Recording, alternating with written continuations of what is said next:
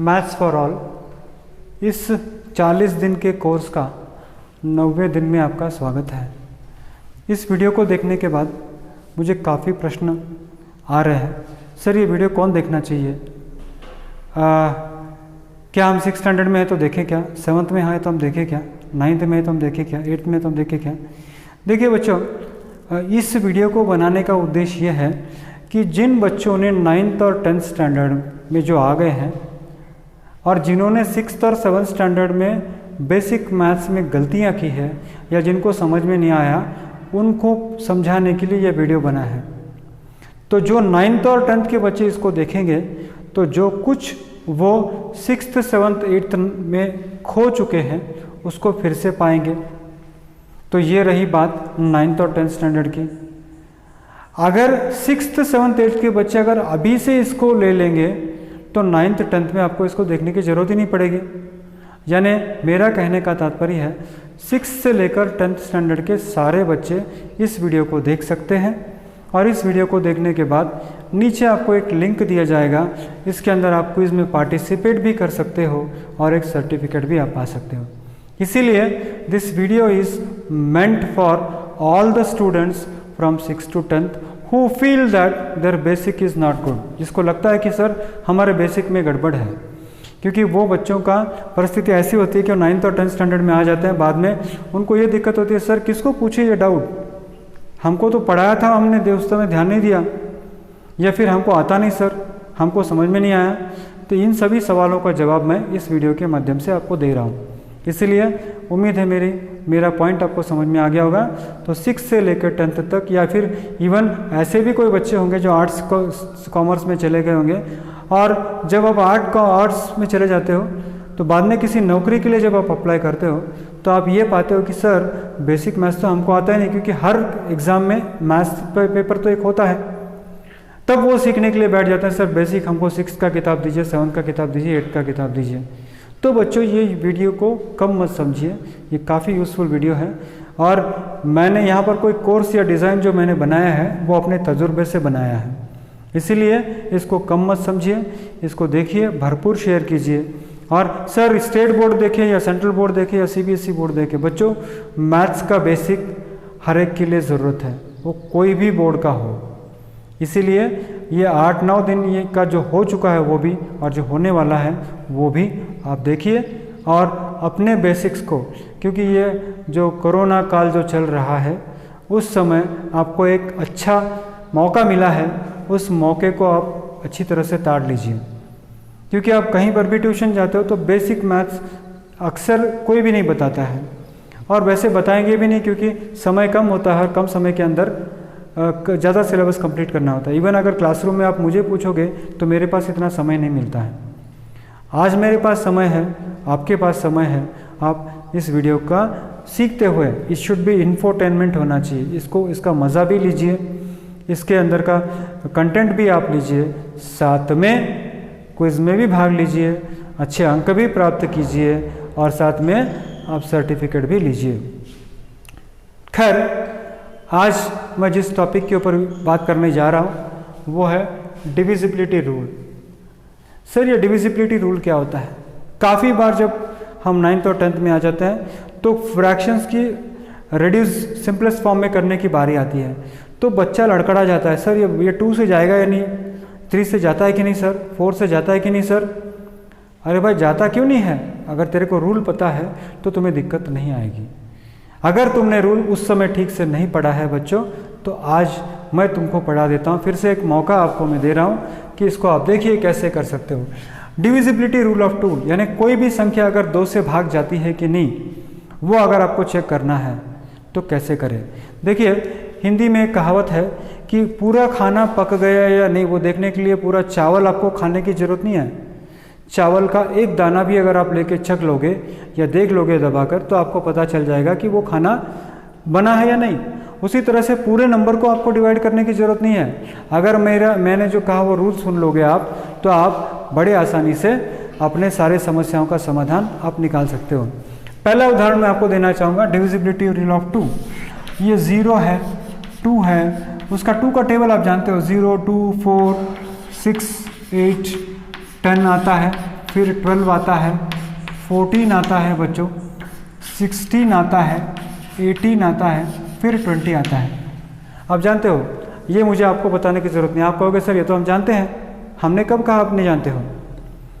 मगर मैं आपको रूल बताना चाहता हूँ कि जब ज़ीरो का आप गौर करोगे इसकी तरफ तो आपको एक बात पता चलेगी कि आप देखिए कि 2 4 6 2 4, ये देखिए 0 2 4 0 आता है, फिर यहाँ 8 आएगा और फिर ये 6 आएगा, यानी 2 4 6 8 इस तरह की संख्याएं अगर यूनिट डिजिट में होती है तो वो संख्या 2 से पूरी तरह से भाग जाती है, डिवाइड होती है।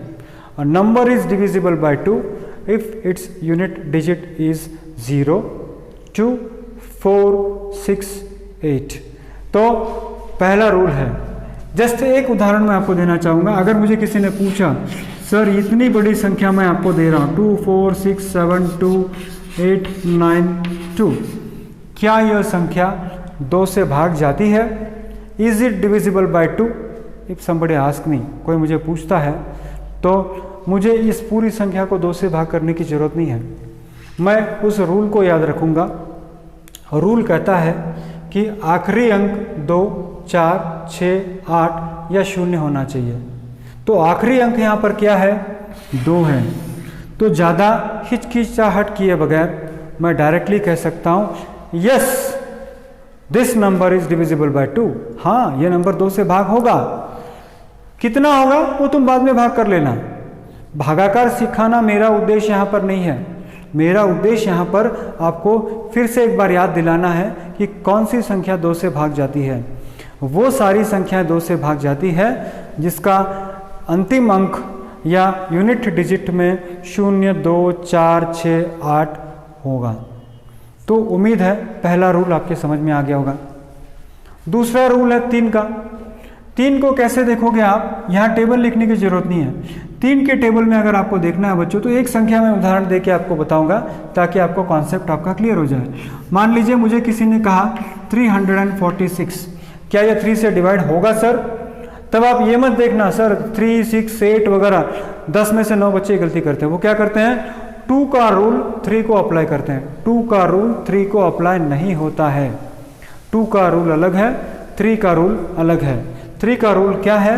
3 का रूल है कि जो भी संख्या आपको दी जाती है उसको पहले आपको प्लस करना है, यानी 3 + 4 होगा 7 और 7 + 6 होगा 13। 13 को अगर आप 3 से डिवाइड करोगे बच्चों तो ये 13 3 से डिवाइड नहीं होता है। 13 is not divisible by 3 and therefore ये नंबर 3 से डिवाइड नहीं होगा। तो फिर से मैं आपको रिपीट कर दूं अगर आप भूल चुके हो तो, if the sum of the given numbers is divisible by 3 then the complete number is divisible by 3। अगर दी हुई संख्याओं का सारे संख्याओं का योग जोड़ने के बाद अगर वो 3 से डिवाइड होता है तो वो पूरी संख्या 3 से डिवाइड होती है। चलो और एक एग्जांपल मैं आपको दे देता हूँ। 126 किसी ने दे दिया, पूरा डिवाइड नहीं करूंगा मैं क्या करूंगा? 1 + 2 + 6, ये कितना होगा? 9। 9 इज डिविजिबल बाय 3। 9 को आप 3 से डिवाइड कीजिए, आपको जवाब 3 आ जाता है। तो ये तो डिवाइड हो रहा है सर। हाँ, डिवाइड हो रहा है, इसीलिए हम कह सकते हैं कि 126 3 के टेबल में डिवाइड होगा। तो कोई भी संख्या अगर हो तो आपको पूरा भाग करने की जरूरत नहीं है। See the rule. The rule says if the sum of the digits is divisible by 3 the complete number is divisible by 3। दी हुई संख्याओं का योग अगर 3 से भाग होता है तो पूरी संख्या 3 से भाग होती है। नेक्स्ट आता है 4। सर 4 का क्या रूल है? 4 का रूल है, अगर मान लीजिए मैंने एक संख्या ले ली 424 या तो ये लास्ट के 2 डिजिट, यानी if the unit and the 10th digit is divisible bye 4 the complete number is divisible bye 4। उदाहरण के तौर पे यहाँ लास्ट डिजिट आप देख लीजिए 24 है, तो 24 को आप अगर 4 से डिवाइड करोगे बच्चों तो बहुत सिंपल है, आपको मिलेगा 6। 4 6 24। तो ये पूरा 4 डिवाइड होगा। अब इसके पीछे अगर मैंने और 3-4 नंबर भी लगा दिए मान लीजिए, तो ज़्यादा कोई फर्क नहीं पड़ेगा। इसके पीछे मैंने और एक काफ़ी नंबर भी लगा दिए, तो भी मैं दावे के साथ आपको बता सकता हूँ कि ये संख्या 4 से भाग जाएगी, या it will be divisible by 4 because the unit and tenth digit is divisible bye 4। कोई भी संख्या ले लीजिए, कितनी भी बड़ी लीजिए आप, मान लीजिए आपने 464 ले लिया या 1000, इतने पीछे आपने इतने 1 सारे लगा दिए और आपने 64 को डिवाइड किया, तो 64 को आप 4 से डिवाइड कर दीजिए बच्चों। 64 को डिवाइड करोगे तो 4 1 जार 4, 4 6 जार 24, यानी कितना आ रहा है 16, यानी पूरी संख्या डिवाइड होती है। तो मैंने आपको शुरुआत में ही कहा था कि खाना पका है या नहीं, चावल पका है या नहीं, उसे देखने के लिए पूरा चावल खाने की ज़रूरत नहीं है। केवल आप क्या कीजिए, एक हाथ दाना निकालिए, उसको दबाकर आप देख सकते हो कि वो पका है या नहीं पका है। उसी तरह से कोई भी संख्या डिवाइड होती है या नहीं, उसे देखने के लिए आपको पूरी संख्या को डिवाइड करने की ज़रूरत नहीं है। आपको क्या करना पड़ता है, उसके रूल्स है, उस रूल्स को आप ध्यान से देखिए और आप निष्कर्ष पर, किसी भी निष्कर्ष पर आप आ सकते हो उस रूल को देखकर। अभी 5 का रूल है। 5 का रूल तो बहुत सिंपल है बच्चों। 5 का टेबल आप देख लीजिए। 5 1 ज़ा 5, 5 10 ज़ा 5 2 ज़ा 10, 5 3 ज़ा 15, 5 4 ज़ा 20, 5 5 ज़ा 25, 5 6 ज़ा 30, 5 7 ज़ा 35, 5 8 ज़ा 40, 5 9 ज़ा 45, 5 10 ज़ा 50। तो आप देखिए 0 5 0 5 0 5 0 5 0 5 0 5, यानी a number whose unit digit is 0 and 5 is divisible by 5। किसी भी संख्या का अंतिम अंक अगर 5 से 0 और 5 हो तो 5 से डिवाइड होता है। A number whose unit digit is 0 and 5 is divisible by 5।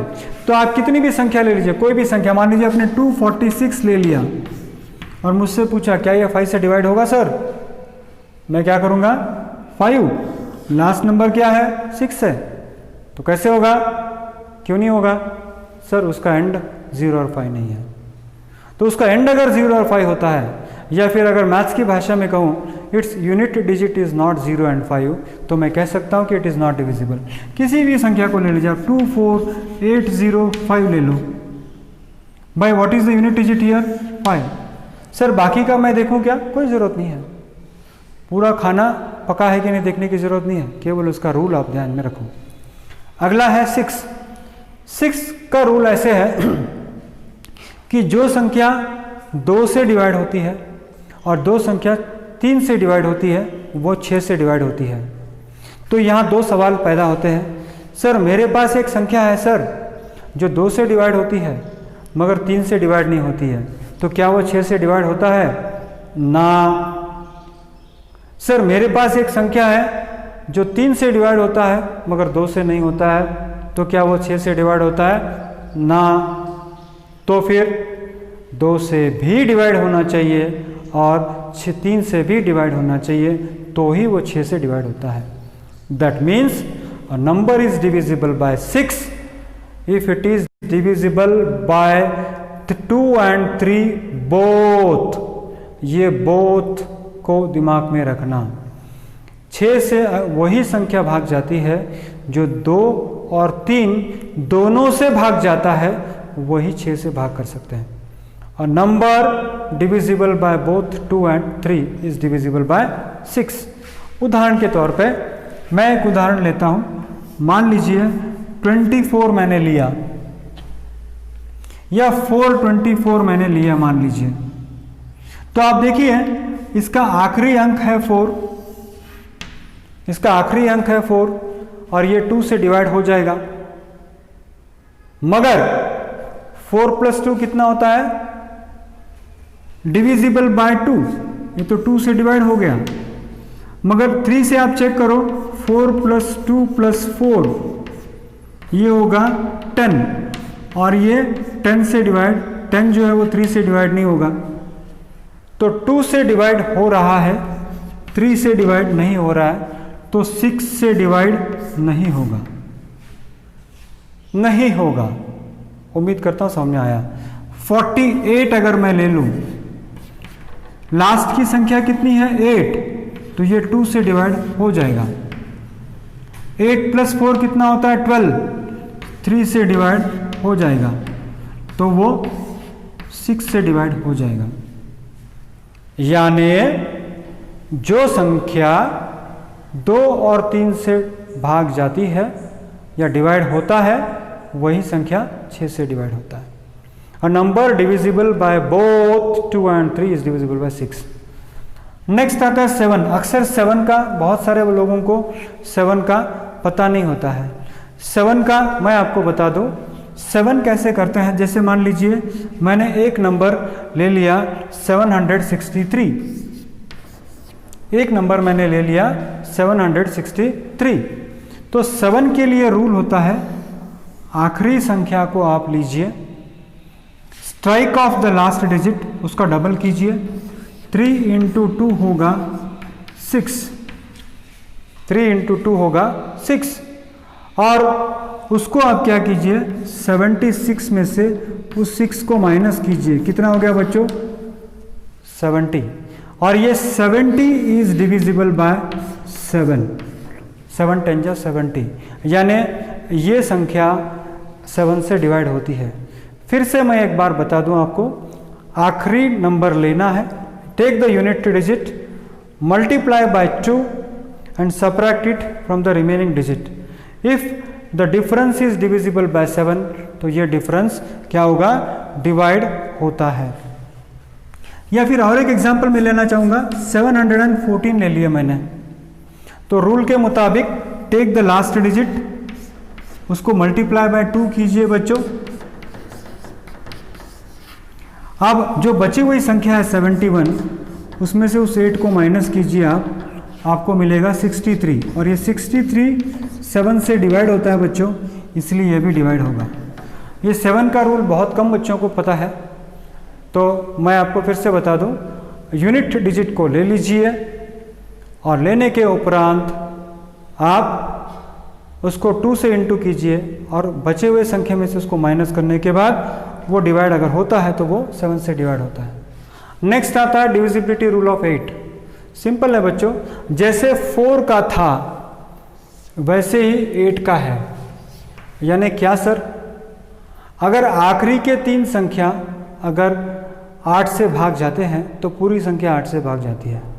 इसका मतलब क्या होता है सर, फॉर एग्जाम्पल मैंने अब ऐसी संख्या ले ली 4864, तो यहाँ आखिर के 3 संख्या कहने से अच्छा, mathematically I would like to speak, if the unit 10s and 100 digits are divisible by 8, it is divisible by 8। तो 864, इसके पीछे मैं कुछ भी ले सकता हूँ, 24,000 मैंने ले लिया, मान लीजिए 24,864, तो ये लास्ट के 3 डिजिट मैं ले लूँगा, और 864 आप जानते हो बच्चों 8 से बड़े आसानी से डिवाइड होगा। 8 1s are 8, ये 64 है, तो ये 0 ले लेता हूँ मैं, 8 8s are 64, तो ये होगा 108। यानी ये पूरी की पूरी संख्या जो है वो क्या होगी 8 से डिवाइड होगी। या फिर मान लीजिए मुझे कोई ऐसे नंबर देता है सर 29,000, या फिर इस तरह से 29167,800, इतनी बड़ी संख्या मुझे दे देता है और पूछता है सर 8 से डिवाइड होगा क्या। बहुत सिंपल है मेरे भाई, लास्ट की 3 संख्या क्या है 800 है, और वो 800 है तो 800 8 से डिवाइड होता है, ये पूरी संख्या क्या होगी 8 से डिवाइड होगी।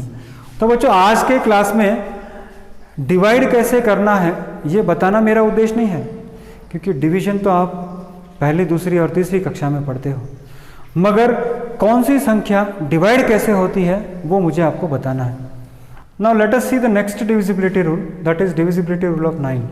What I say the children is divisibility rule of 9 and divisibility rule of 3, they are same. Why? Because whatever rule is applied for 3, the same rule is applied for 9 also. In 3 we say that we add the digit, and if the sum is divisible by 3, then the whole digit is divisible by 3.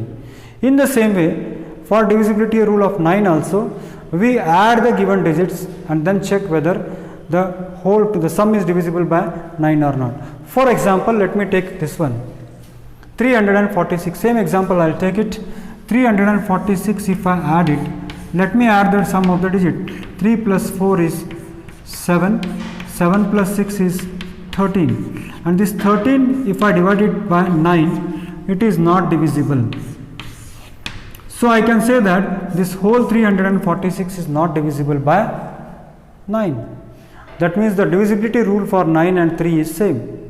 Then if I take 126, then 1 plus 2 plus 6, so that is 9. तो 9 को 9 से divide कीजिए आप, कितना होगा? 1 होगा। यानी 3 का और 9 का रूल सेम होता है। तो यहाँ इनको जोड़ने के बाद अगर वो 9 से डिवाइड होता है तो पूरी संख्या 9 से डिवाइड होती है, इसलिए 126 9 से भी डिवाइड होगा। और 10 का बच्चों मेरे ख्याल से आपको बताना, न भी बताऊं तो समझ में आता होगा। आप 10 का टेबल लिखोगे तो 10, 20, 30, 40, 50, 60, 70, 80, 90, 100, ये मेरे ख्याल से बताने की ज़रूरत नहीं है। और हर बार आप देखोगे कि यूनिट डिजिट 0 है, तो यानी किसी भी संख्या का एकम अंक अगर 0 है तो वो पूरी संख्या 10 से भाग जाएगी। या a number is divisible by 10 if its unit digit is divisible by, if its unit digit is 0. For example 249, फिर ये 20,490, क्या ये 10 से डिवाइड होगा सर? यस। लास्ट डिजिट कितना है? 0 है। तो मेरे ख्याल से 10 को ज़्यादा एक्सप्लेनेशन देने की जरूरत नहीं है, आपको 7 याद रखिए। 3 तो सिंपल है, 2 में आपको बताया मैंने 2, 4, 6, 8 होना चाहिए, 3 में सम होना चाहिए, 6 में 2 और 3 से डिवाइड होना चाहिए, 5 में 0 और 5 होना चाहिए। तो इस तरह से रूल्स को आप याद रखिए। नेक्स्ट 11 का डिविजिबिलिटी रूल आता है। मान लीजिए एक हाथ नंबर मुझे दे देते हो 4, 6, 4, 7, 4, 9, 2, 3, क्या ये 11 से डिवाइड होता है सर? ठीक है, हम चेक करेंगे। उसके लिए रूल क्या है, आप इस तरह से अल्टरनेटिव डिजिट्स को प्लस करना है। यहाँ कुछ भी नहीं है तो 0 है, यानी 4 प्लस 4 प्लस 4 प्लस 4 प्लस 2, इसको प्लस कीजिए। 4 प्लस 4 8 होता है, 8 प्लस 4 12 होता है, 12 प्लस 4 12 प्लस 2 14 होता है, 8 12 14। यानी इस तरह से मैंने क्या किया, अल्टरनेट डिजिट्स को मैंने प्लस किया। आप क्या करेंगे, अल्टरनेट डिजिट्स को प्लस कीजिए और डिफरेंस फाइंड आउट कीजिए। यानी 3 प्लस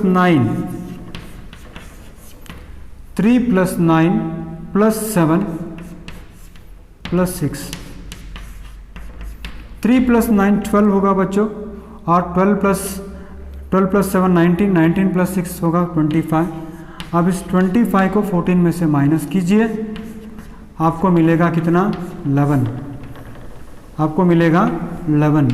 यानी मैं दावे के साथ कह सकता हूँ कि अगर आप इसको 11 से डिवाइड करोगे तो डेफिनेटली आपका पूरी संख्या 11 से डिवाइड होगा। तो आप कहोगे सर डिवाइड करके दिखाइए। बच्चों आप खुद कर लीजिए, क्योंकि डिवीजन आपको आता है, डिवीजन आपने सीखा है, तो डिवाइड करके देख लीजिए। और डेफिनेटली मैं बोल सकता हूँ कि आपको इस तरह से अगर आप डिविजिबिलिटी रूल को पक्का कर लोगे तो आपको गणित सीखने में दिक्कत नहीं आएगी। और जो भी अभी इससे आगे हम आपको एक इस वीडियो के नीचे लिंक देंगे, उस लिंक को आप क्लिक करोगे तो आप क्विज में अपीयर हो सकते हैं।